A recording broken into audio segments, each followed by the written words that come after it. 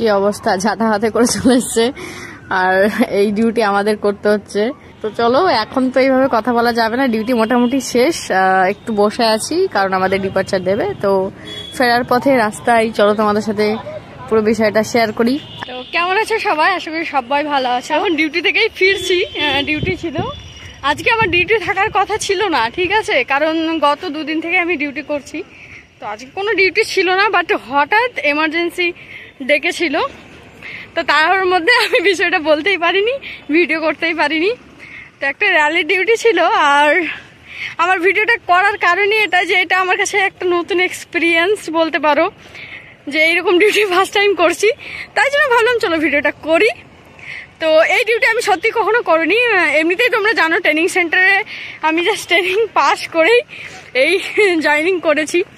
এটা একটা র্যালির ডিউটি ছিল, তো ব্যারিকেড দিয়ে চারিদিকটা পুরো বন্ধ করে দেওয়া হয়েছে কোনোভাবে যাতে র্যালিটা ভিতর দিকে না আসতে পারে।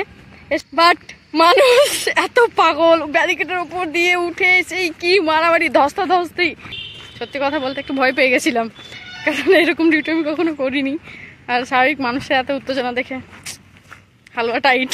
আস্তে আস্তে সবকিছু কুল ডাউন হলো, ব্যারিকেড এমনিতেই ওরা ভেঙে চুরে একাকার করে দিয়েছে, সরিয়ে দিয়ে ওরা ওদের কাজ করলো, আমরা আমাদের কাজ করলাম, ঠান্ডা হয়ে গেল। বাট ক্ষণিকের মাঝে আমার শুধু আমার ফ্যামিলির কথা মনে পড়ছিল, যে ওরা যদি আমাকে এই সিচুয়েশনে দেখে, আর এই যে একটা পরিস্থিতি ছিল, মানে এত ধস্তাধস্তি, আর সত্যি বলছি ওরা খুব কষ্ট পেত, ভয় পেত আমার জন্য, যেহেতু আমি নিজে ওই জায়গায় একটু নার্ভাস খেয়ে গেছিলাম, তো ওদের খুব খারাপ লাগতো, কারণ সিচুয়েশনটা হয়তো আমাদের মতো যারা নর্মাল তাদের জন্য খুব অ্যাবনর্মাল, কারণ নর্মালি আমি কখনো র্যালিতেই যাইনি অ্যাটেন্ড করতে, তো আমার ফ্যামিলির কাছে আমার কাছে এটা একদম অন্যরকম ব্যাপার। বাট আমি জানি এই ডিপার্টমেন্টে এসেছি, এগুলো হতে থাকবে, এগুলো দেখতে থাকতে হবে, দেখতে দেখতে শিখে যাবো, দেখতে দেখতে আরও সাহস হয়ে যাবে, তাই না? তো কথা বলতে বলতেই আমি এই মাঠটা পার করলাম, ম্যাক্সিমাম ভিডিও আমার এই মাঠ পার করার সময় করছি,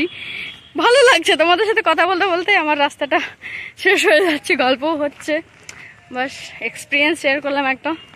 তো আবার দেখা হবে নতুন ভিডিওতে, ততক্ষণের জন্য